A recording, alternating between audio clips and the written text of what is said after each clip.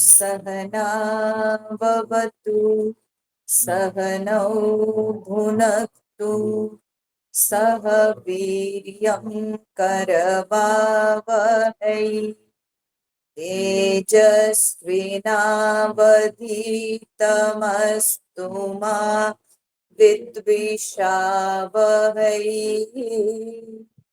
ओम शांति शांति शांति।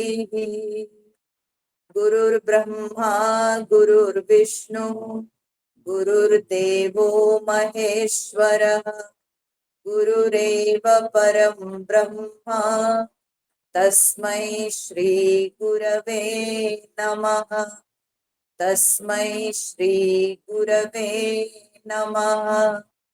वसुदेवसुतं देवं कंसचाणूरमर्दनं देवकी परमानन्दं कृष्णं वन्दे जगद्गुरुं। कृष्णं वन्दे जगद्गुरुम्।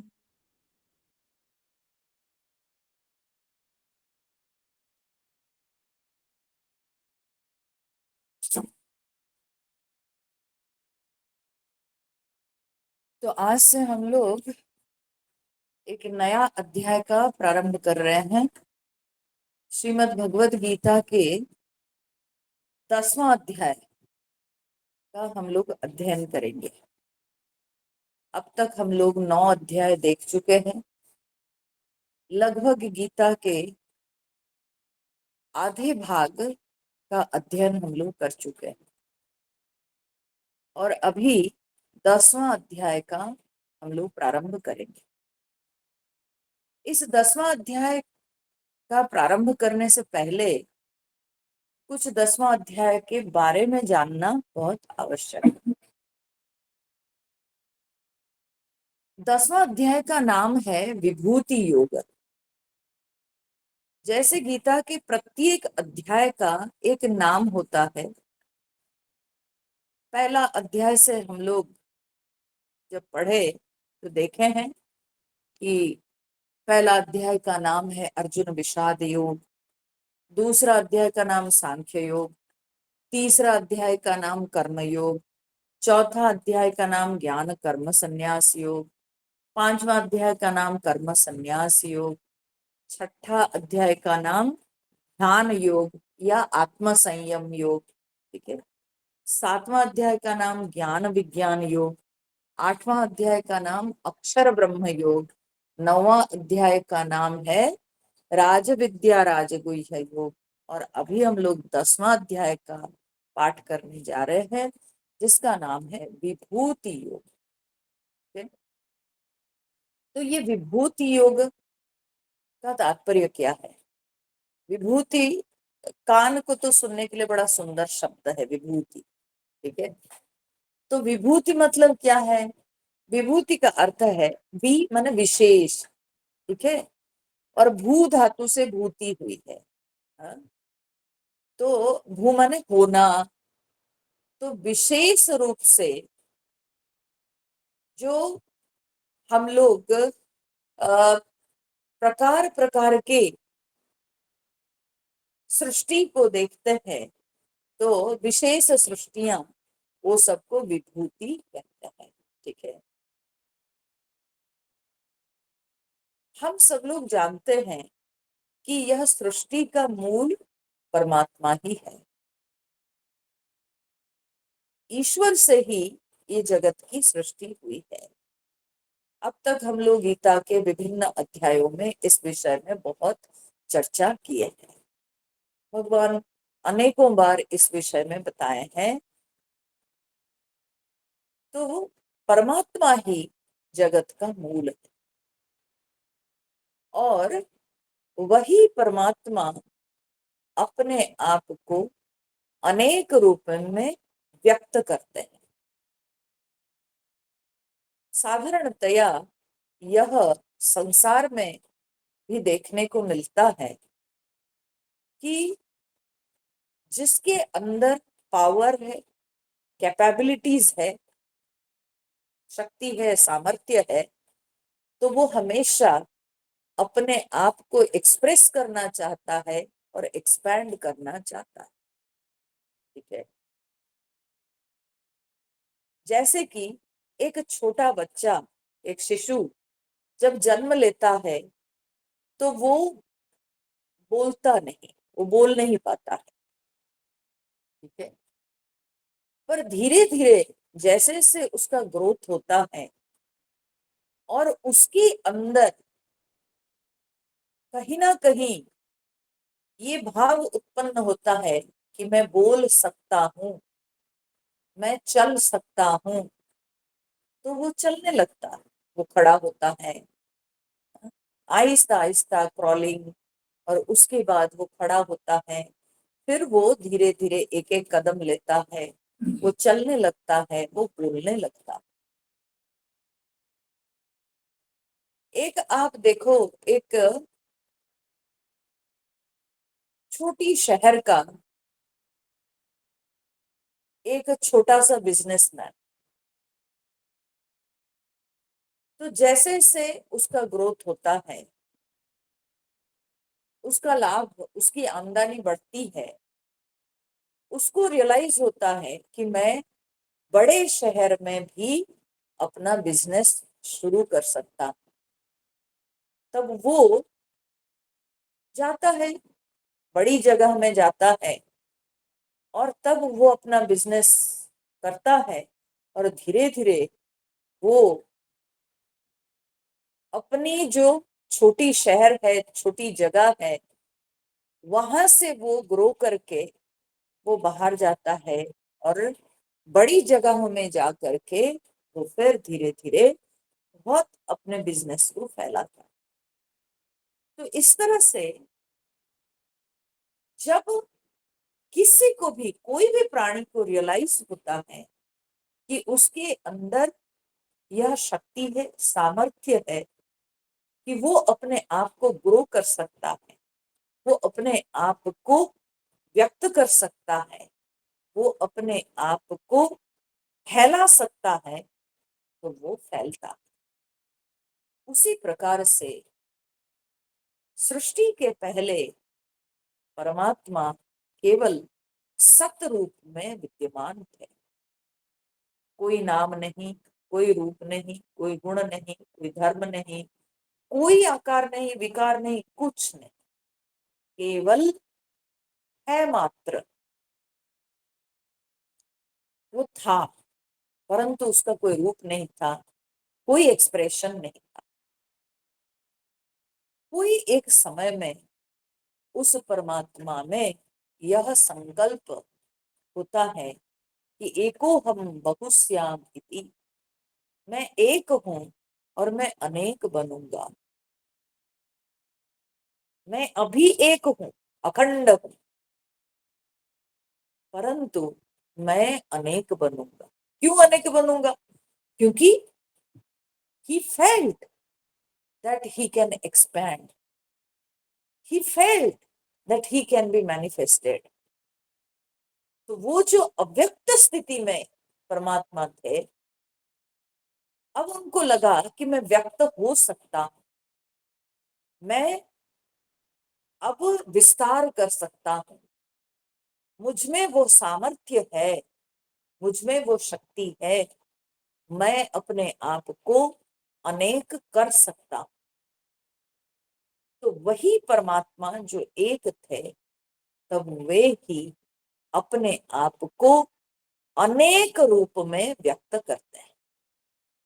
वही जो एक परमात्मा से अनेक रूपों की सृष्टि हुई, अनेक भावों की सृष्टि हुई, ये जो अनेकों की संरचना है तो एक ही परमात्मा,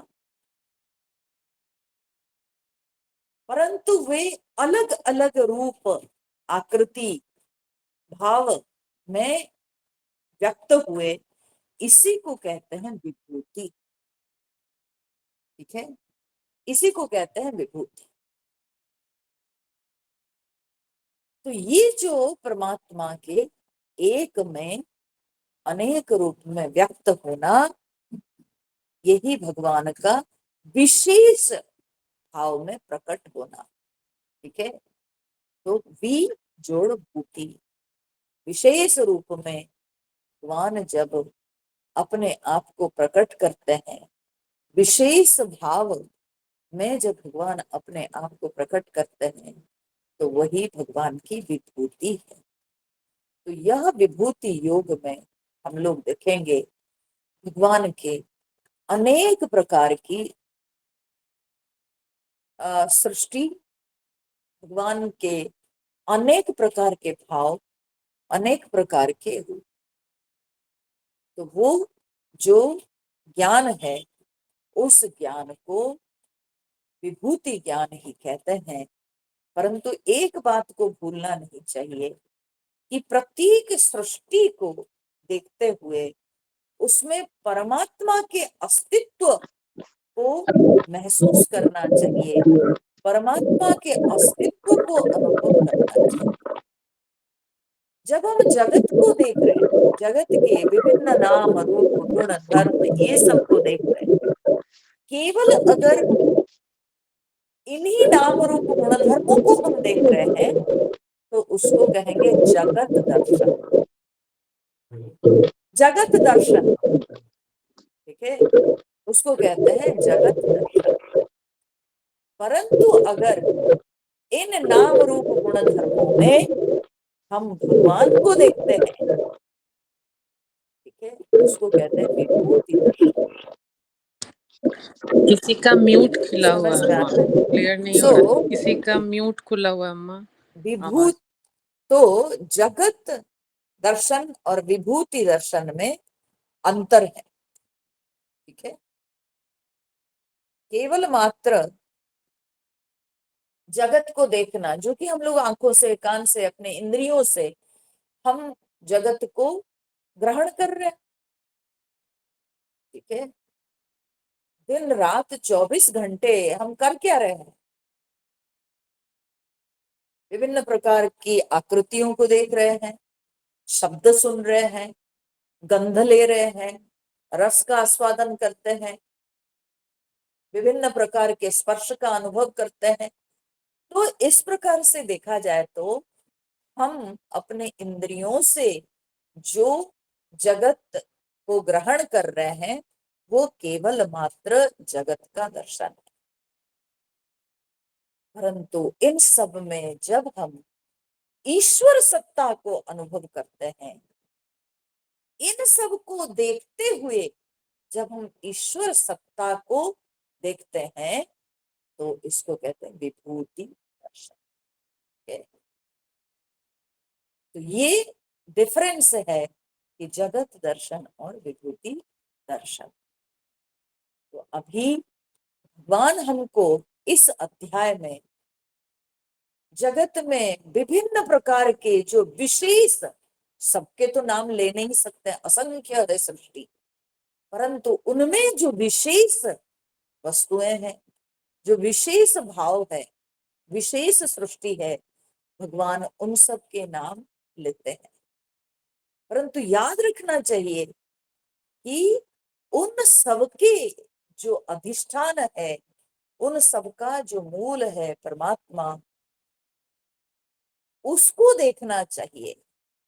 उन भावों के दर्शन करते हुए अधिष्ठान परमात्मा को देखना चाहिए। अधिष्ठान परमात्मा को विभिन्न भावों में देखना, यही विभूति दर्शन। तो भगवान यहाँ पर अर्जुन को विभूति योग के माध्यम से यही ज्ञान कराते हैं। ठीक है, केवल मात्र अगर हम नाम रूपों को जान रहे हैं, केवल मात्र जगत को यही 5 विषयों के रूप से हम जान रहे हैं, तो वो तो केवल जगत दर्शन है या सृष्टि दर्शन है।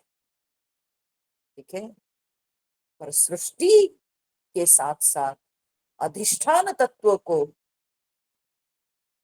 जब हम दर्शन करते हैं, तो वो विभूति दर्शन। ठीक है, तो अब हम लोग इस विभूति योग का अध्ययन करेंगे, क्या भगवान कहते हैं, तो उसकी अभी हम लोग व्याख्या करेंगे।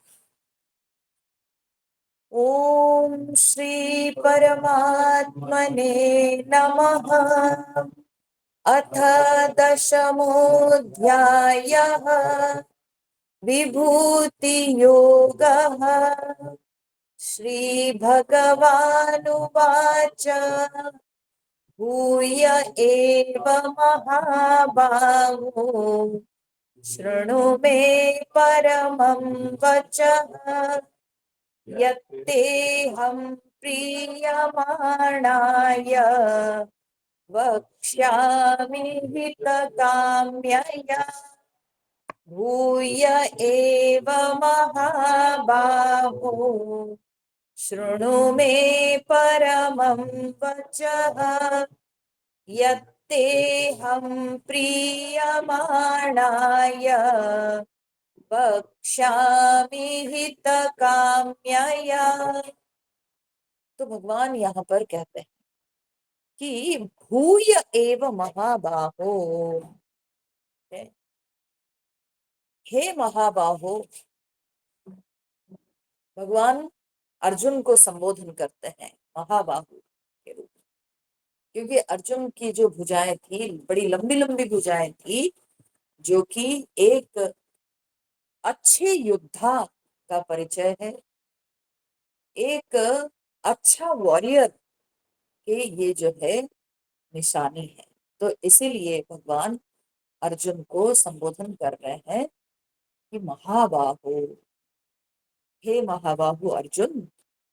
भूय एव, भूय एव माने फिर से ही, भूय माने फिर से, दोबारा, एव ही, हाँ?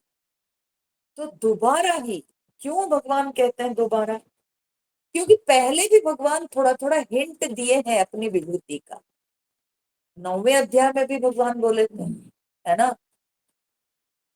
कि मंत्रो हम हमें वाच्यम अहम अग्निरहम मुतम, है ना, पिता हमस्य जगतः माता धाता पितामहः वेद्यम पवित्रम ओंकारः ऋक्साम यजुर्वेद च, है ना।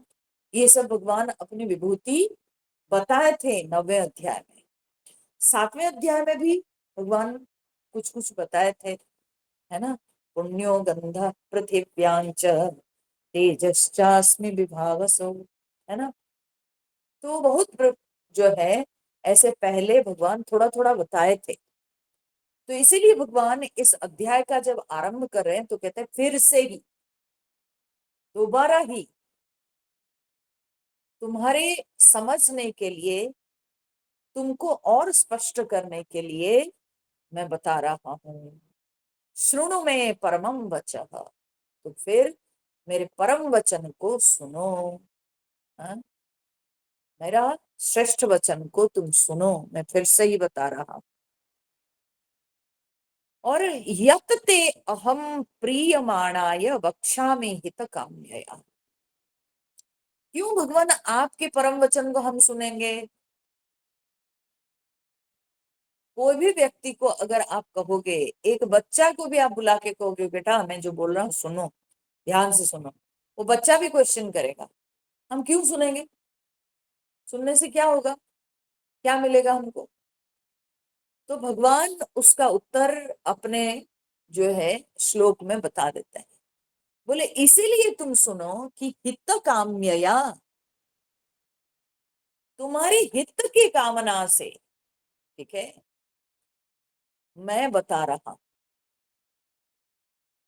इससे तुम्हारा हित होगा, इससे तुम्हारा कल्याण होगा, भला होगा। मैं जो बता रहा हूं, अगर उसको तुम ध्यान से सुनोगे तो इससे तुम्हारा कल्याण होगा, हित काम्यया। और अर्जुन बोलेगा कि आप मुझे ही क्यों बोल रहे हो, आप किसी और को पकड़ के सुना देते, आपने मुझे ही क्यों चुना? तो भगवान कहते हैं यत ते अहम प्रीयमाणाय, क्योंकि तुम जो मेरा प्रियमाण हो, है। तुम मेरा प्रियमान मतलब क्या है? तुम मुझ में प्रेम रखते हो, मेरे साथ तुम प्रियता रखते हो, प्रिय भाव रखते हो, तो इसलिए तुम मेरा प्रियमान हो। तो इस कारण से मैं तुम्हारे हित के लिए कुछ बता रहा। भाई किसी भी व्यक्ति को आप कोई विशेष बात, कोई बहुत अच्छी बात तभी बताओगे जब आपको पता लगेगा कि वो व्यक्ति आपके प्रति प्रेम भाव रखता है। जब आपको लगेगा कि वो व्यक्ति आप से प्रेम करता है, आपकी बातों को सम्मान करता है और आपकी बातों को वो सुनना चाहता है, तभी आप बताएंगे। उसी प्रकार से भगवान को लगता है कि अर्जुन भगवान के वचनों को सुनेंगे, भगवान के वचनों के प्रति अर्जुन के मन में सम्मान है, श्रद्धा है, और भगवान के वचनों को सुनकर अर्जुन उसका प्रयोग करेंगे। सबसे बड़ी बात यह है, ठीक है। जब हम किसी के बातों को सम्मान करते हैं, किसी के वचन के प्रति हमारे मन में श्रद्धा होती है, तो हम केवल कानों से सुनते हैं वो बात नहीं, बल्कि उसको हृदयंगम करके उसको अपने जीवन में पालन भी करते हैं।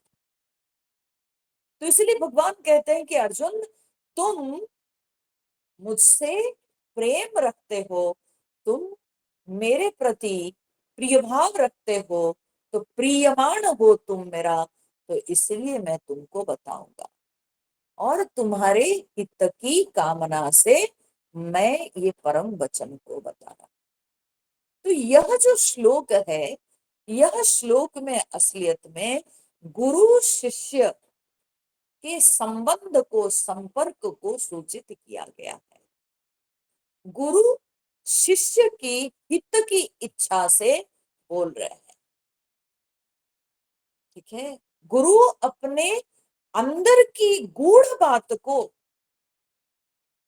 अपने जो अनुभव से जो प्राप्त है, जो श्रेष्ठ वचन है, उसको वे अपने शिष्य को देना चाहते हैं। वो शिष्य को जो साधारण संसार की बात है वो नहीं, बल्कि उससे कुछ ज्यादा, उससे कुछ अधिक, परमम वचः, एक हुआ वचन और दूसरा है परम वचन। तो परम वचन किसको कहेंगे? परम वचन कहेंगे जब हमारा वचन परम तत्व से संबंधित है, तब उसको कहेंगे परम वचन, ठीक है। जब हमारी वाणी का विषय परम तत्व है, तब हमारा वचन परम हो जाता है। जब तक हम अपनी वाणी से संसार के बारे में बता रहे हैं, संसार को व्यक्त कर रहे हैं, तो साधारण वचन है। हमारा वचन तभी परम वचन होता है जब हम परम तत्व से संबंधित बोलते हैं, ठीक है। जब हम परमात्मा से संबंधित वचन बोलते हैं तो उसको परम वचन कहते हैं। So it is something special, it is something beyond the worldly speech. So जब ये वर्ल्डली स्पीच नहीं है, ये सांसारिक बातों से हटके है, सांसारिक बातों से अधिक है, सांसारिक बातों से ऊपर है, तो ये गुरु की विशेषता है। गुरु शिष्य को अधिक अधिक देना चाहते हैं। और शिष्य कैसा है ना? शिष्य प्रियमाण है, अर्थात गुरु के वचन में प्रिय भाव रखता है, प्रेम भाव रखता है, तो शिष्य गुरु से अधिक अधिक सुनना चाहता है।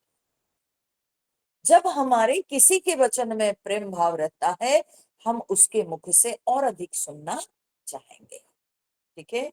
सो शिष्य के अंदर गुरु के प्रति प्रिय भाव है, प्रेम है, और गुरु के अंदर शिष्य के हित करने की इच्छा है। तो जब ऐसे दो व्यक्तियों के भाव मिलते हैं तो वहां पर एक अति गुरु शिष्य के बीच में उत्तम संपर्क स्थापित होता है। तो ये जो श्लोक है, सुनने से तो लगता है कि बड़ा साधारण है, परंतु इसमें एक ideal teacher and student relationship को दिखाया गया। आदर्श गुरु शिष्य संबंध। गुरु के मन में केवल शिष्य के हित की कामना हो और शिष्य को गुरु के वचन के प्रति प्रिय भाव हो, गुरु के वचन के प्रति सम्मान हो, श्रद्धा हो, तो ऐसे जब भाव दिखता है कहीं पर भी, तो जानिए कि वो है अति सुंदर गुरु शिष्य का संबंध। सो teacher wants to tell more and more, speak more and more, and the student, he wants to hear more and more. तो इससे बढ़िया और कोई स्थिति हो नहीं सकती है। ज्ञान के आदान प्रदान में अगर ऐसा भाव आ जाए, शिष्य के अंदर गुरु के प्रति प्रेम और गुरु के मन में शिष्य की हित करने की इच्छा, तो इससे बढ़िया और कोई संबंध नहीं हो सकता है। इससे बढ़िया ज्ञान का आदान प्रदान का स्रोत, इससे बढ़िया और कुछ नहीं हो सकता है। तो दिस इज हाउ भगवान श्री कृष्ण व्यक्त करते, अपनी बोली में व्यक्त करते हैं। भगवान खुद ही कहते हैं कि अर्जुन, तुम मेरा प्रियमाण हो, तो तुम्हारे हित की कामना से मैं तुमको ये परम वचन फिर से सुना रहा हूं। अर्थात मैं पहले से बोलते आया हूं, अभी फिर से तुमको सुना रहा हूं, ये मेरा परम वचन। ठीक है। So the student has the love for knowledge and the teacher has the, I mean, love to give the knowledge. ठीक है। तो गुरु और शिष्य के अंदर ऐसा भाव दर्शाया गया है इस श्लोक में। अब इसके बाद भगवान श्री कृष्ण क्या कहते हैं? न मे विदुसुरगणाः प्रभवं न महर्षयः अहमादिर्हि देवानां महर्षीणां च सर्वशः। न मे विदुसुरगणाः प्रभवं न महर्षयः अहमादिर्हि देवानां महर्षीणां च सर्वशः। तो भगवान अभी अपने विभूति का विस्तार करने जा रहे हैं। तो भगवान ये जो विभूति का वर्णन करेंगे, मतलब एक टूर गाइड बन के संसार की जो विभिन्न सृष्टि है, भगवान की जो संरचना है, उसमें भगवान विशेष विशेष सब नाम लेकर के हम सबको एक टूर गाइड के समान भगवान हमको अपने विभूति का ज्ञान दे। जनरली कोई भी जब आप टूर गाइड लेते हो, कहीं कोई नए स्थान में जाते हो, तब वो टूर गाइड हमेशा क्या करता है ना, अपने आप को पहले इंट्रोड्यूस करता है। ठीक है, कि आप जानो कि मैं कौन हूं, मेरा नाम ये है। ठीक है, और मैं इतने सालों से यहाँ पर गाइड का काम करता हूं। तो अभी हम लोग आज ये चीजें सब देखेंगे। हाँ? तो ये जो है एक टूर गाइड का काम होता है। तो वो अपना परिचय देता है। यहां पर भगवान क्या कहते हैं? भगवान कहते हैं कि अर्जुन, मुझे कोई जानता ही नहीं। ठीक है, अपने परिचय देते हुए भगवान कहते हैं कि मुझे कोई नहीं जानता है। न मे विदुः सुरगणाः प्रभवं न महर्षयः। तो मैं कहाँ पैदा हुआ हूं, मेरी सृष्टि कैसे हुई है, मेरा घर द्वार पता ठिकाना कोई नहीं जानता है। Nobody knows me. मैं प्रभवम न सुरगणाः न महर्षयः विदुः। मैं प्रभवम माने मेरा प्रभव, प्रभव अर्थात मेरी उत्पत्ति, मेरी सृष्टि। ठीक है, यह प्रभव का अर्थ यह भी हो सकता है कि मेरा प्रभाव, मेरी शक्ति, मेरा सामर्थ्य। ठीक है, यह भी हो सकता है। तो भगवान कहते हैं कि मेरा प्रकट होने का, मेरा जन्म, मेरी शक्ति, मेरा सामर्थ्य न सुरगणः न महर्षयः विदुः। न सुरगण मतलब देवता लोग, न देवता लोग जानते हैं, न महर्षयः न तो महर्षि लोग जानते हैं। जो भी मेरे बारे में जानते हैं वो थोड़ा थोड़ा जानते हैं। वे मेरा जो है कुछ भाव जानते हैं, पर संपूर्णतया कोई मुझे पहचानता नहीं। संपूर्णतया किसी का ज्ञान नहीं है। क्यों किसी का ज्ञान नहीं है मेरे बारे में? बोले अहम आदिर ही देवानाम महर्षिणां च सर्वशः। बिकॉज सर्वशः देवानां महर्षिणां च, सारे देवता और महर्षियों का अहम आदि ही, मैं ही आदि हूं। Because I am the origin of the great rishis and also all the deities, and that is why nobody knows me. जैसे आप एक चश्मा पहनते हो, चश्मा कभी आपकी आंखों को देख नहीं सकता है। ठीक है,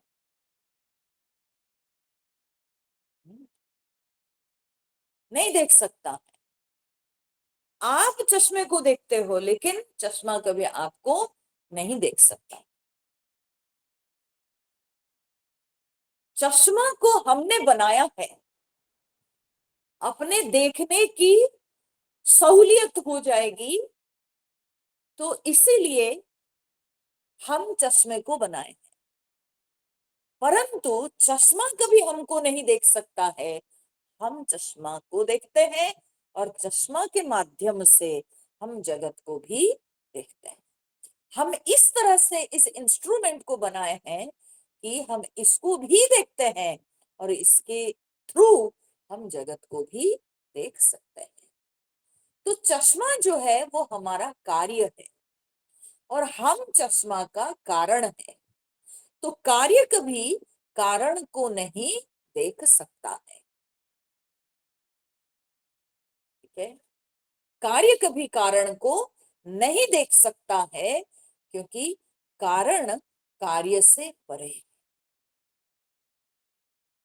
कारण के कुछ भाव को समझ सकता है परंतु पूर्ण रूप से कारण को समझना कार्य के लिए बहुत कठिन है।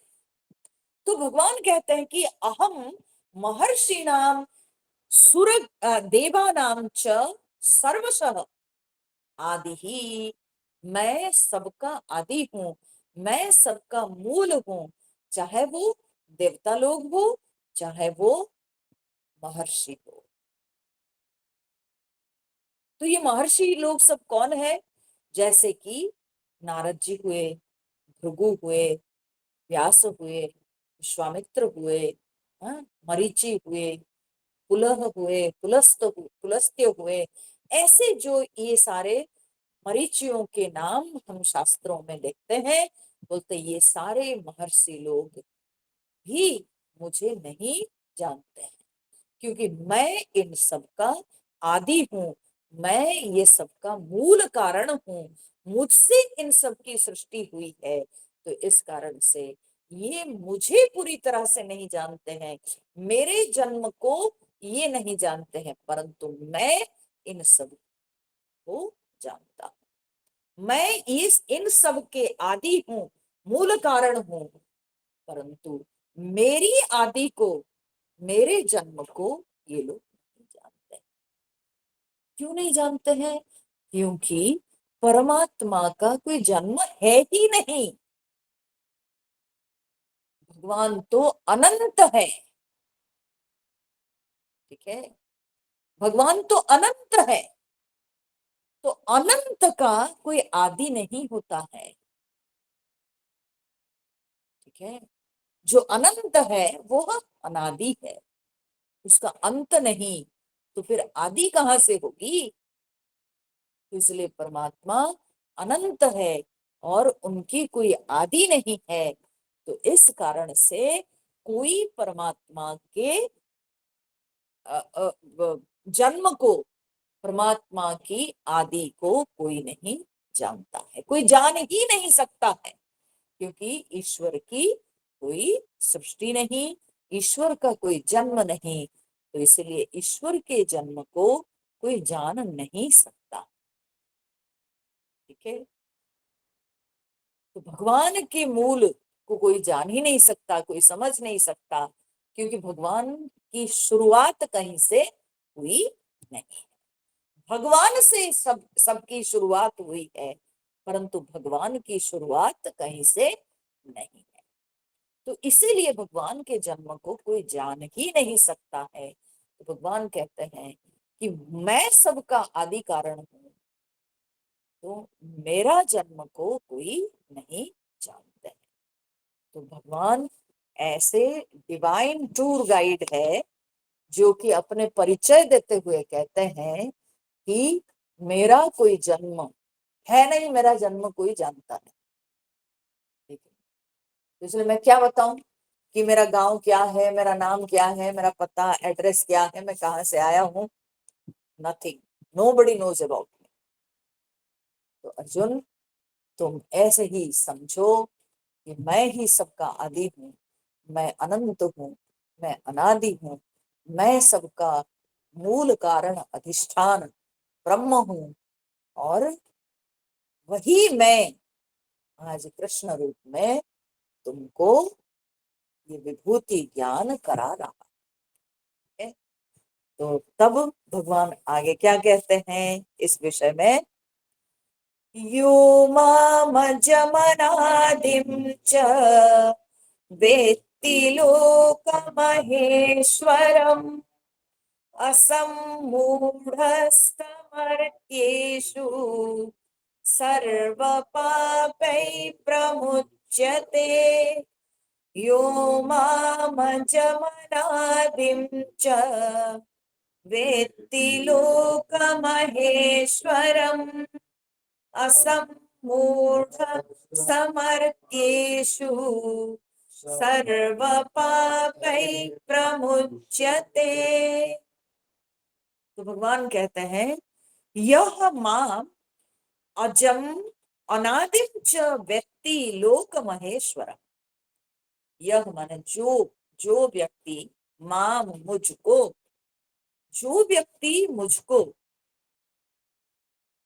अजम अनादिम लोक महेश्वरम च व्यक्ति, जो मुझको, अजम माने अजन्मा, मैंने कहा इसलिए पिछले श्लोक में भगवान जब कहते हैं कि मेरे जन्म को कोई नहीं जानता, उसका कारण क्या है? What is the reason that nobody knows about his birth? Because he doesn't have any birth. In reality उनका कोई बर्थ है ही नहीं। ब्रह्म तत्व की कोई सृष्टि नहीं, वो सर्वदा विद्यमान है, इसलिए उसको सत्य कहते हैं। जो त्रिकाल अबाधित तत्व है उसको सत्य कहते हैं। वो किसी काल में भी बाधित नहीं होता है, वो हमेशा विद्यमान है। तो भगवान कहते हैं कि जो मुझे अजम माने अजन्मा, अजम और अनादिम अर्थात मेरी कोई आदि नहीं है, मेरा कोई ओरिजिन नहीं है, मेरा कोई बिगिनिंग पॉइंट स्टार्टिंग पॉइंट नहीं है। ठीक है, तो मेरा जन्म नहीं है और मेरी कोई आदि नहीं है, मेरा कोई मूल नहीं है, अनादिम और लोक महेश्वरम च व्यक्ति, तथा जो मुझे लोक महेश्वर के रूप में जानते हैं। लोक महेश्वर यानी संपूर्ण लोकों का मैं महान ईश्वर हूं, समस्त लोकों का, जितने लोक हैं ब्रह्मांड में, जितने लोक हैं। अब हम लोग कहते हैं कि 14 लोक है, ठीक है, भूलोक से लेकर के ऊपर तक 7 लोक और भूलोक से नीचे तललोक उसको कहते हैं। भू माने पृथ्वी, तो पृथ्वी से नीचे जितने हैं वो सब तललोक है। ठीक है, और पृथ्वी से ऊपर जितने हो गए वो धीरे धीरे धीरे धीरे सब अलग अलग जो है उच्च योनियों के लोक हैं। ठीक है, गंधर्वों के लोक हैं और विभिन्न प्रकार के देवताओं के लोक हैं। तो वो सब जो है श्रेष्ठ लोक माने जाते हैं। भूः भुवः सुवः महः जनः तपः सत्य, हाँ, आदि ये सब हो जाते हैं ऊपर के लोक। और नीचे के लोक में भी ऐसे ही तललोक सब है। ठीक है, अतल वितल सुतल तलातल महातल रसातल, हाँ, पाताल। तो ऐसे ये सब जो है तललोक है। तो ऐसे करके 14 लोक हैं ब्रह्मांड में।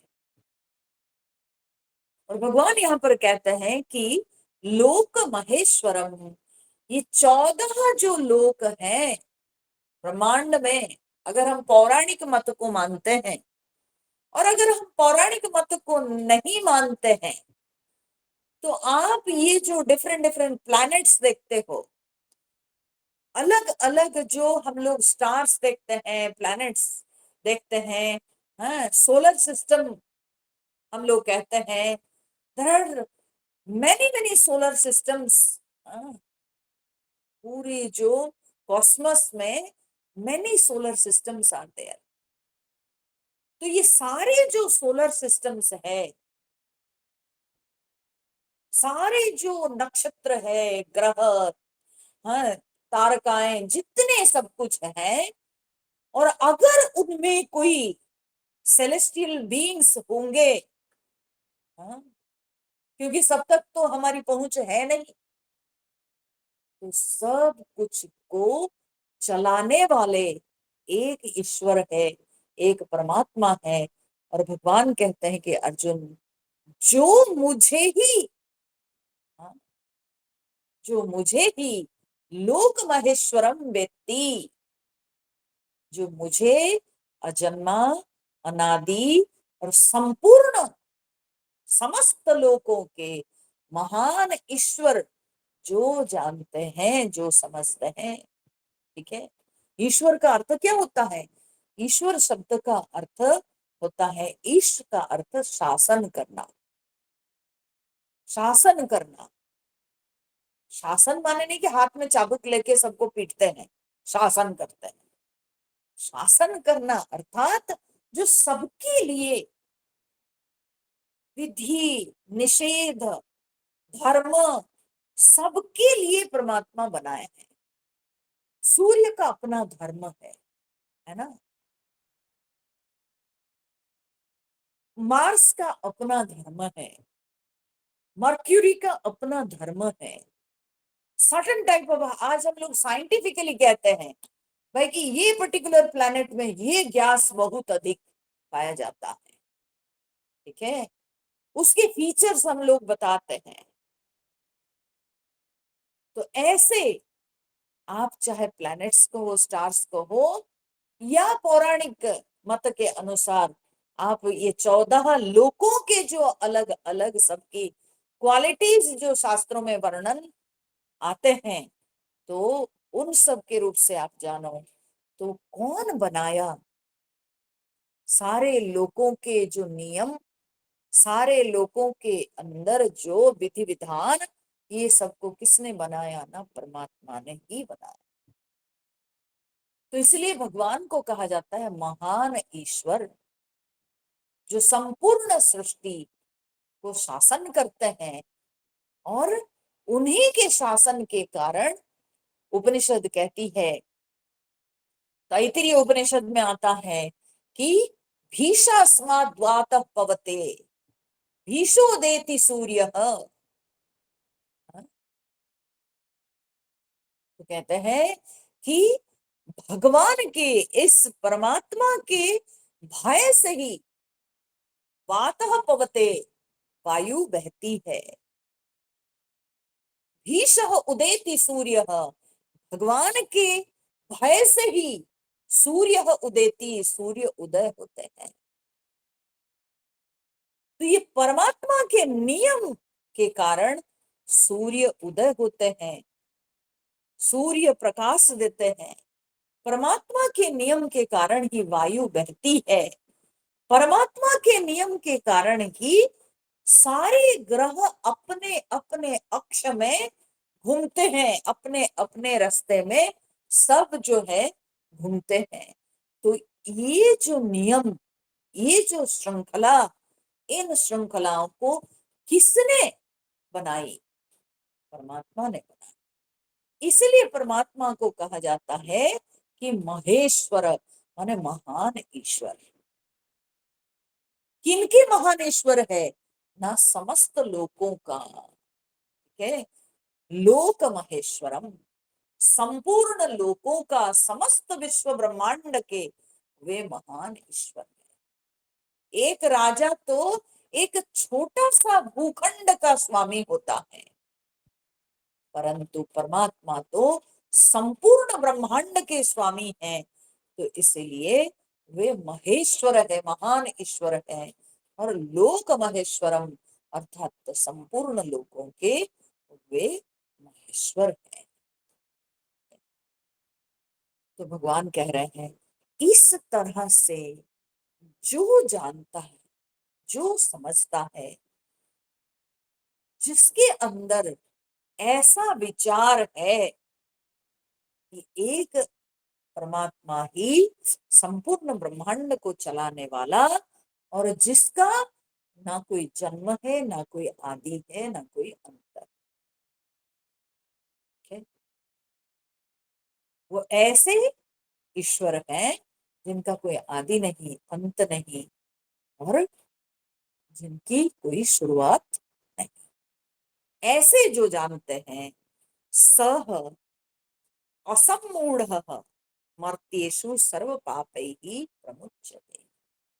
सह असम्मूढ़, वो व्यक्ति कैसा है, कौन जान सकता है, किसको ऐसा ज्ञान हो सकता है? भगवान कहते हैं सह असम्मूढ़, वह असम्मूढ़ है, अर्थात वो जगत के विषय वस्तुओं के मोह में पड़ा हुआ नहीं। जो जगत के मोह से ऊपर उठ गया है, असम्मूढ़, अर्थात जो सम्मूढ़ नहीं है, ठीक है, जो जगत के मोह में नहीं है, विषय वस्तुओं के मोह में नहीं है, अर्थात जिसकी दृष्टि विषय वस्तुओं के चक्कर में फंसी हुई नहीं, जिसकी दृष्टि केवल नाम रूपात्मक जगत में फंसी हुई नहीं, जो नाम रूपात्मक जगत से परे देख पाते हैं, नाम रूपात्मक जगत के अधिष्ठान तत्व को जो लोग जान पाते हैं, जो लोग प्रयास करके अपनी चेष्टा के द्वारा उस अधिष्ठान तत्व को समझने में समर्थ होते हैं, सह असम्मूढ़, वो असम्मूढ़ है। सह असम्मूढ़ सर्व पापैहि प्रमुच्यते। भगवान कहते हैं वह सारे पापों से मुक्त हो जाते हैं। सर्व पापैहि प्रमुच्यते, वे सारे पापों से मुक्त हो जाते हैं। क्या सारे पाप है? सबसे बड़ा पाप है अज्ञान है। इग्नोरेंस से बढ़कर कोई बड़ा सिन नहीं है, और अज्ञान के कारण ही जीवन में अन्य सभी पाप होते हैं। क्योंकि अज्ञानतावश हम अपने आप को देह मान बैठते हैं। हम अपने आप को आत्मा न समझकर अपने आप को हम देह मान बैठते हैं। यही हमारी अज्ञानता है। और ये अज्ञानता जब हमारे अंदर आ जाती है, तो जब जब अपने को देह मान लिए, तो देह की आसक्ति के लिए, देह के सुख के लिए हम कुछ भी करेंगे, और हमसे कितनी त्रुटियां हो जाएगी। आसक्ति ममता के कारण, ये देहासक्ति, देह के प्रति ममता के कारण हमसे अनेक प्रकार की त्रुटियां होती जाती है। तो इसलिए जितने पाप वे सब के सब जन्म लिए हैं, एक जो मूल पाप है वो है अज्ञान, अविद्या। अविद्या सारे पापों की जननी है, वो मूल पाप है, और उस पाप से अन्य सभी पाप दिखाई पड़ते हैं। ठीक है, अस्मिता, ममता, हाँ? तो ये सारे जो दिखाई पड़ते हैं, ये सब एक मूल पाप वो है अविद्या। तो भगवान कहते हैं कि सर्व पाप ही प्रमुच्यते, वो सब पापों से मुक्त हो जाता है। क्यों? क्योंकि उसका अज्ञान दूर हो जाता है। जो तब जब अज्ञान नाश हो जाता है, तो अन्य सभी पाप कैसे टिकेंगे? क्योंकि इस अज्ञान पर ही आधारित है अन्य सभी पाप।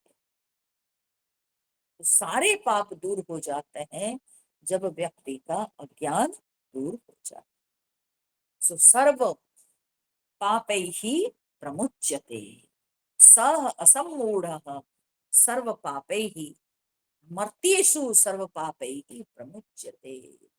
ये जो मर्त्येषु माने मर्त्य लोक में, वो सारे पापों से मुक्त हो जाता है। मर्त्येषु का अर्थ यह भी हो सकता है कि मनुष्येषु। मर्त्येषु, मनुष्येषु या मर्त्येषु कहने का अर्थ है जितने मरण धर्मा प्राणी है। ठीक है, मर्त्येषु जितने मरण धर्मा, जिनको मृत्यु होने वाली है, उनको मर्त्य कहा जाता है। और मर्त्य लोक क्यों कहा जाता है पृथ्वी को?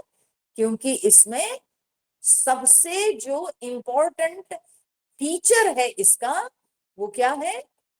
न जन्म और मृत्यु। ठीक है, इसमें मृत्यु सुनिश्चित है। तो इस कारण से इसको मर्त्यलोक कहते हैं। इसमें सब कुछ मृत्यु की ओर बढ़ रहा है, इसलिए इसको मर्त्यलोक कहते हैं। और मृत्यु का लोक है ना। सारे मरण धर्मा, चाहे प्राणी कहो चाहे वस्तु कहो, इन सब के लोक होने के कारण इसको मर्त्यलोक कहते हैं। तो भगवान कहते हैं कि मर्त्येषु सर्व पापैः सः असम्मूढ़ः प्रमुच्यते। इन मरण धर्माओं में वह सारे पापों से मुक्त हो जाता है। जितने मरण धर्मा प्राणी है इन सब में वो मुक्त हो जाता है पापों से। क्योंकि जगत में अगर जन्म लिए हैं तो जगत में रहते हुए अज्ञान से मुक्त होना, अज्ञान से ऊपर उठना, ये बहुत कठिन बात है, बहुत कठिन बात है। तो जो अज्ञान से ऊपर उठ गया तो वो सचमुच में बहुत महान आत्मा है। तो इसलिए भगवान उसके गुणगान करते हुए कहते हैं कि मर्तीषु सह असम्मूढ़ सर्व पापैः प्रमुच्यते। सारे मरण धर्माओं में वह सारे पापों से मुक्त हो जाता है। ओके। अब भगवान अपनी विभूति का धीरे धीरे ओपन करते हैं। अच्छा, जब भगवान अपनी विभूतियों का विस्तार करते हैं तो एक बात हम लोग उन विभूतियों को पढ़ने से पहले मैं सूचित करना चाहूंगी कि जब हम लोग विभूति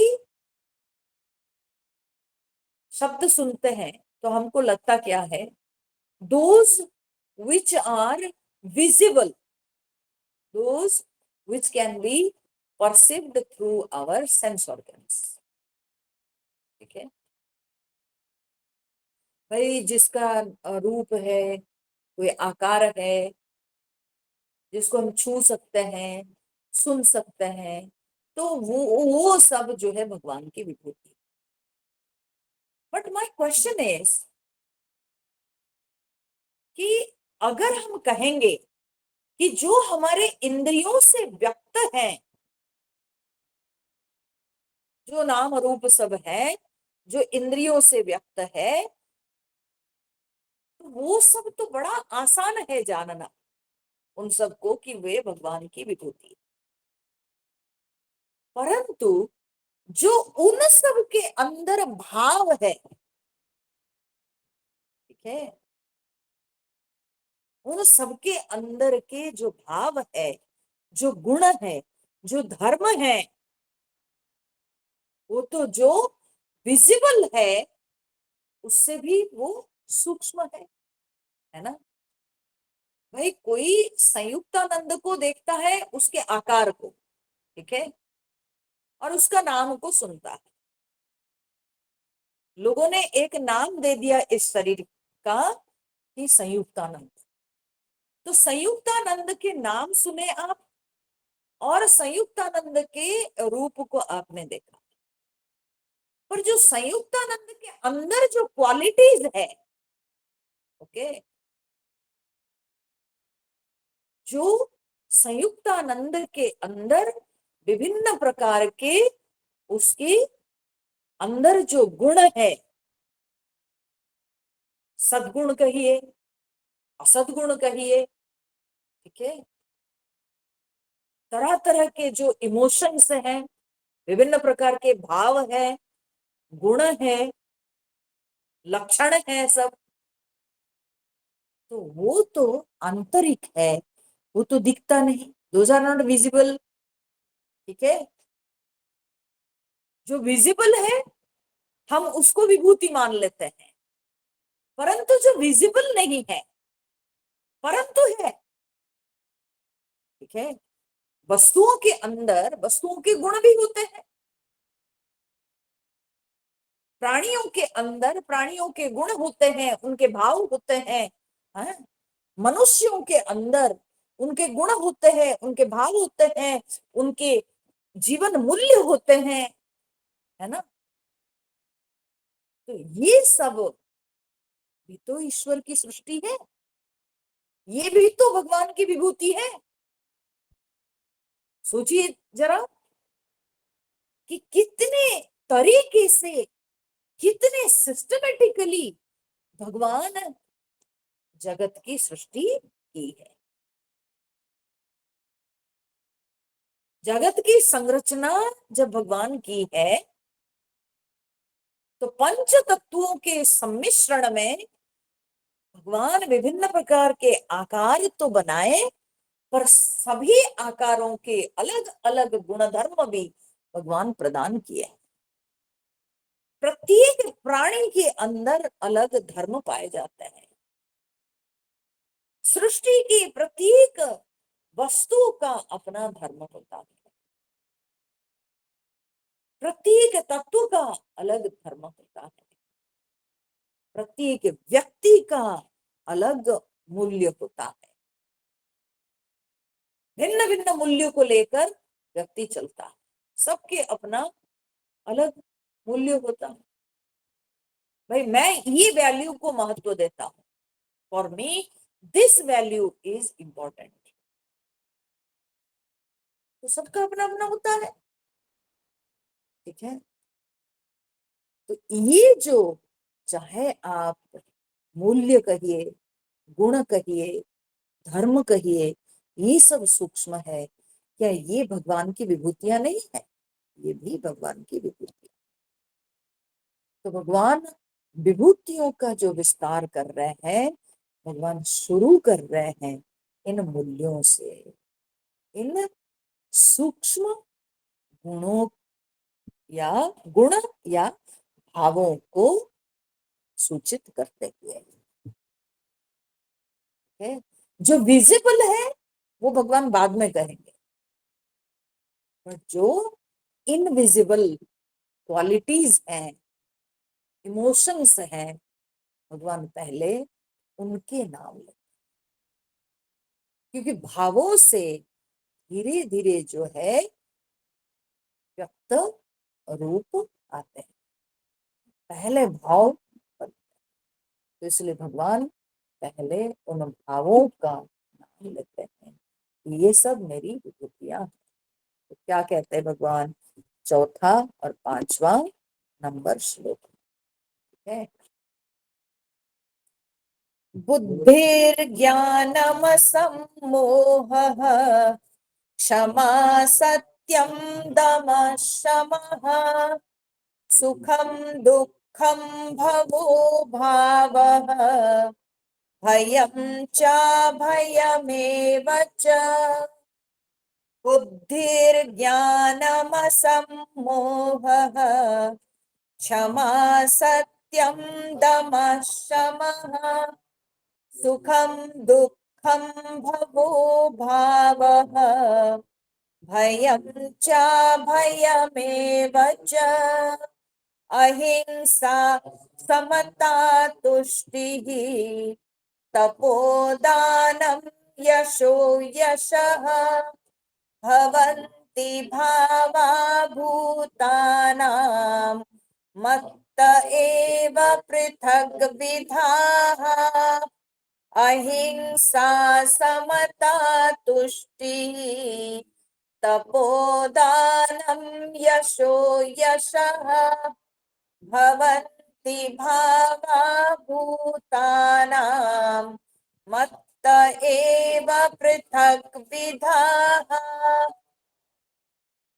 तो भगवान कहते हैं कि बुद्धि ही ज्ञानम असम्मोह क्षमा सत्यम दमः शमः। हाँ? बुद्धि बुद्धि क्या होता है ना? कोई एक निर्दिष्ट उद्देश्य को लेकर जो हमारे अंदर निश्चयात्मक भाव है उसको बुद्धि कहते हैं। ठीक है। एक उद्देश्य को लेकर जब जो निश्चयात्मक भाव दिखता है उसको कहते हैं बुद्धि। वह बुद्धि। ज्ञान क्या होता है? ज्ञान कहा जाता है कि जब हम विवेचना करके कि धर्म क्या, अधर्म क्या, सत्य क्या, असत्य क्या, अच्छा क्या, बुरा क्या, जब इसके ऊपर हम लोग गहन चिंतन मनन करके अंत में निष्कर्ष को धारण करते हैं, वो जो निष्कर्ष निकलता है तो इसको ज्ञान कहते हैं। ठीक है। वो है ज्ञान। तो बुद्धि ही ज्ञानम असम्मोह, असम्मोह, असम्मोह का अर्थ होता है कि मोह रहित, हाँ? निर्मोह, यहाँ मोह नहीं, अज्ञान नहीं, मोह नहीं। अच्छा, क्षमा, भगवान ये सारे पहले सद्गुणों के नाम लेते हैं यहाँ पर, ठीक है।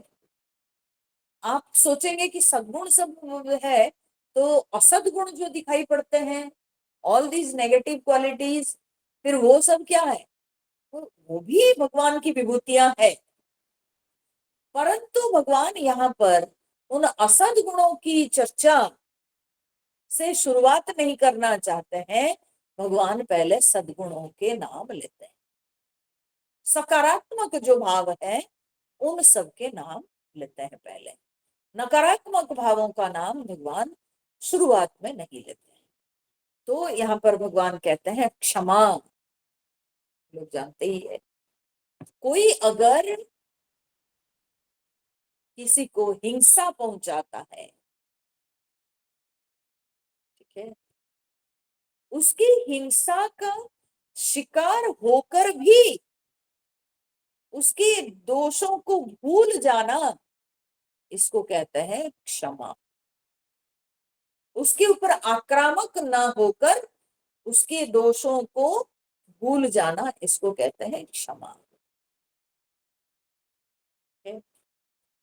सत्यम, सत्य जो हमेशा एक ही है, ठीक है, जिसमें कोई परिवर्तन नहीं, उसको सत्य कहते हैं। जो हर काल में एक ही है, वो सत्य।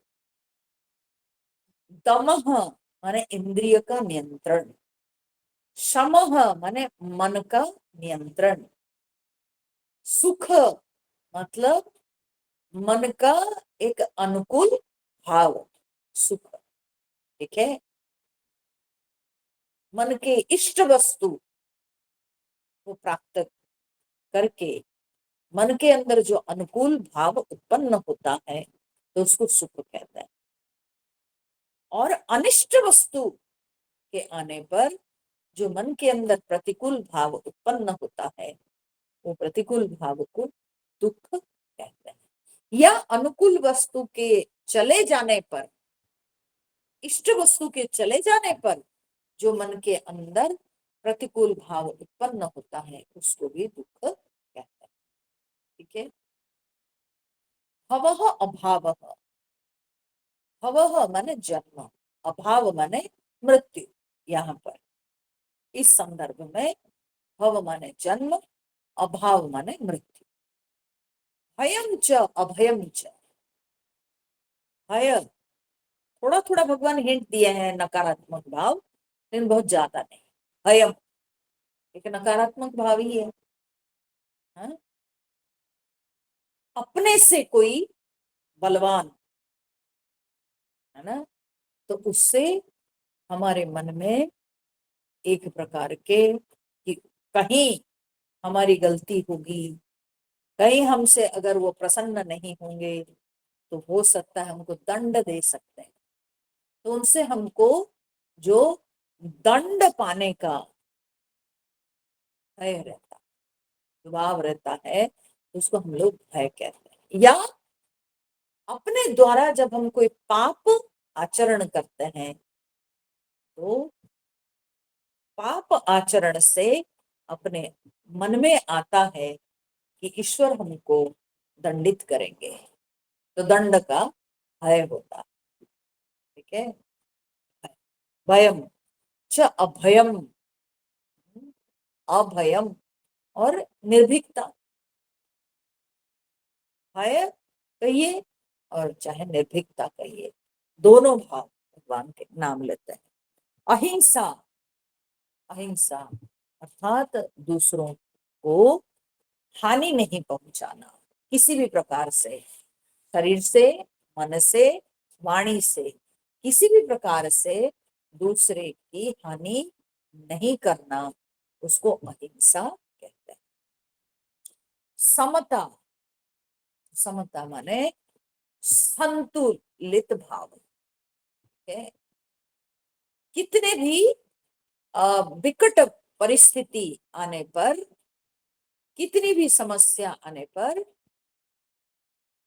मन के संतुलन को बनाए रखना, इसको कहते हैं समता। ठीक है,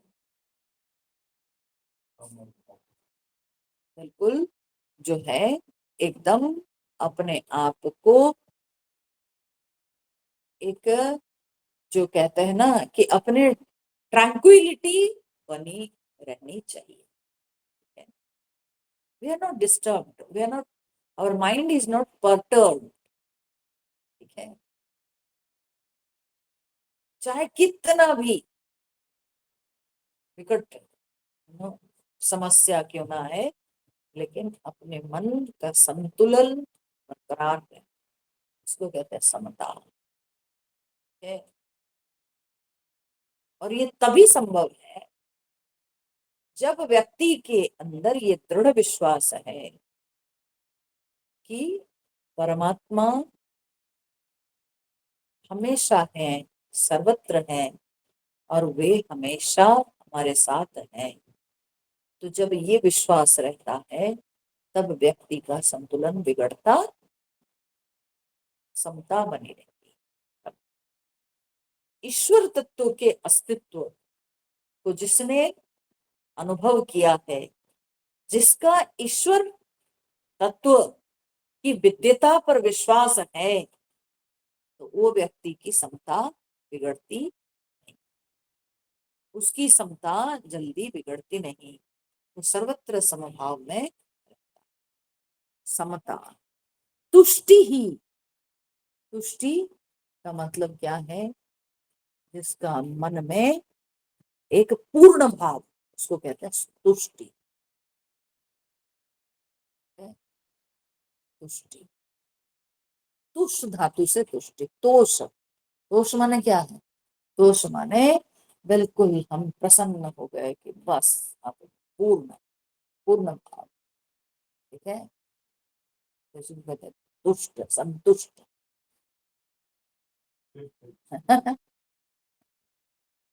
बहुत प्रकार के शब्द निकलेंगे। ठीक है, तो हम एक शब्द के एक्सप्लेन करते हैं।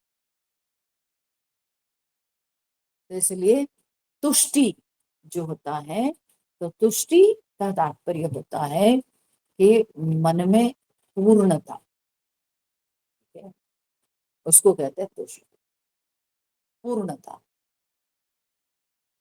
कोई चाह नहीं। जो व्यक्ति के अंदर तुष्टि नहीं होती है ना, जो असंतुष्ट होता है, उसके अंदर चाह है हमेशा, ये मिले, वो मिले, वो मिले, वो मिले। पर जिसके अंदर तुष्टि रहती है, जिसके मन में, वो परिपूर्ण है। कुछ रहे चाहे ना रहे, कुछ आवे चाहे ना आवे, लेकिन वो परिपूर्ण है। ठीक है, इसको कहते हैं तुष्टि। वो सदा अपने आनंद में रमता है, उसको अपने आनंद के लिए, अपने सुख के लिए अन्य वस्तु की कामना नहीं है, वो उसमें विश्वास नहीं करता। तो इसलिए तुष्टि है बिल्कुल पूर्ण भाव है, तुष्टि। तपह, तपह माने कष्ट सहिष्णुता, कष्ट सहिष्णुता। विभिन्न प्रकार के प्रतिकूल परिस्थिति में कष्ट को सहन करने की क्षमता, इसको कहते हैं तप। तो यही काम आता है जब साधक लोग परमात्मा को पाने के लिए साधना करते हैं, तब भूख में रह के भी, प्यास में रह के वे परमात्मा को पाने की चेष्टा करते हैं। विभिन्न प्रकार के प्रतिकूल परिस्थिति में खाने को नहीं मिला तो भूखे रह जाएंगे दिनों दिन, तो कष्ट सहिष्णुता, ये कष्ट को वे सहन करते हैं, यही उनकी तपस्या है। तो तप शब्द का अर्थ है कष्ट सहिष्णुता। ठीक है। दानम, दानम तो अपने पास जो सामर्थ्य है, ठीक है, हम जिस चीज में समर्थ हैं, हम जब उसको दूसरों के हित के लिए, दूसरों के हित के लिए जब हम अपने सामर्थ्य का प्रयोग करते हैं, अपने सामर्थ्य को जब हम दूसरों के हित के लिए वितरण करते हैं, तो उसको कहते हैं दान। मैंने शब्द इसलिए बहुत सोच समझ के प्रयोग किया है कि अपना सामर्थ्य, क्योंकि दान शब्द सुनते ही हमारा कान खड़ा हो जाता है कि हम सोचते क्या है कि केवल धन का दान होता है। नो, इसी कारण से मैं बहुत सिलेक्टिव वर्ड्स के यूज की हूं। मैंने कहा कि अपने सामर्थ्य के अनुसार हम दूसरों के हित के लिए जब हम कुछ वितरण करते हैं, मेरे पास विद्या है, ज्ञान है, तो मैं ज्ञान को शेयर करती हूँ, तो मैंने ज्ञान का वितरण किया। मेरे पास अनाज है, तो मैं भूखा आदमी को अन्न का दान किया। मेरे पास वस्त्र है, तो मैंने किसी के किसी को शीत ताप से, किसी की लज्जा निवारण के लिए मैंने उसको वस्त्र दिया, वस्त्र का दान है। तो वो भूदान गोदान से लेकर वस्त्रदान अन्नदान से लेकर अनेक प्रकार के दान हो सकते हैं। कोई किसी को भूमि दान करता है, कोई किसी को वस्त्र दान करता है, कोई किसी को गाय दान करता है, कोई किसी को औषध दवाइयां दान करता है। ठीक है। तो ऐसे अनेक प्रकार के दान है। तो सामर्थ्य के अनुसार दूसरों के हित के लिए, दूसरों की मदद के लिए जब हम कुछ वितरण करते हैं, तो उसको कहते हैं दान। देना, दान माने देना। कुछ भी दीजिए, जो आप दे सकते हैं वो दीजिए, और जहां जैसी जरूरत है, जरूरत के अनुसार, तो इसको दान करें। यशः अयशः, यश कीर्ति, किसी के जो है सुनाम, ठीक है, किसी की सुनाम, यश। और अयश माने बदनाम, ठीक है, बदनाम। तो इसमें देखिए नेगेटिव भी कुछ कुछ आ गया है, लेकिन बहुत ज्यादा नहीं। सुनाम भी और बदनाम भी, तो दोनों प्रकार से भगवान कहते हैं। यानी सारे प्रकार के भाव, वो चाहे सकारात्मक भाव चाहे नकारात्मक भाव, वो चाहे सारे सबके अंदर, प्रत्येक प्राणी में, इन भावों में से कुछ भाव दूसरे प्राणियों में भी पाए जाते हैं, है ना। भय दूसरे प्राणियों में भी तो दिखते हैं, ठीक है, दूसरे प्राणियों के अंदर भी ये हो सकता है। ऐसा नहीं कि केवल मनुष्यों में ये सारे भाव दिखाई पड़ते हैं, तो दूसरे प्राणियों में भी कई भाग हैं। तो भगवान यहाँ पर कहते हैं कि सब प्राणियों में जो भाव दिखाई पड़ते हैं, तो वे सारे भाव, चाहे सद्भाव है चाहे असद्भाव है, चाहे सकारात्मक भाव चाहे नकारात्मक भाव, भगवान कह रहे हैं भवन्ति भावाः भूतानां मत्त एव पृथक विधाः। भूतानां भावाः, प्राणियों के ये सारे भाव, मत्त एव, भूतानां पृथक विधाः भावाः मत्त एव भवन्ति। भूतानां प्राणियों के पृथक विधाः भावाः, अनेक प्रकार के ये जो सारे भाव हैं, भगवान कह रहे हैं मत्त माने मुझसे, मत्त एव भवन्ति, मुझसे ही हुए हैं, मुझसे ही उत्पन्न हुए। तो ये सारे पहले भगवान भावों की चर्चा की, पहले सटल जो सृष्टि है, सृष्टि के दो भाव है, दो रूप है, ठीक है। एक है ग्रॉस क्रिएशन और एक है सटल क्रिएशन, ठीक है। ग्रॉस क्रिएशन माने स्थूल सृष्टि, स्थूल सृष्टि को हम इंद्रियों से ग्रहण करते हैं। सूक्ष्म सृष्टि जो है वो सारे भाव है। तो जो भावात्मक जो सृष्टि है, भगवान पहले उनके नाम लिए, सूक्ष्म से धीरे धीरे भगवान स्थूल की ओर बढ़ रहे हैं। तो भगवान जब विभूतियों का विस्तार कर रहे हैं तो पहले अपने सूक्ष्म सृष्टियों के नाम लिए, सूक्ष्म सृष्टियों के नाम लेने के पश्चात फिर भगवान स्थूल सृष्टियों के बारे में बताते। तो फिर स्थूल सृष्टियां क्या है, उसको भगवान क्या बताते हैं, कैसे बताते हैं, वो हम लोग कल श्रवण करेंगे। आज हम लोग का समय हो गया, ठीक है, फिर कल हम लोग सुनेंगे। हरिओम।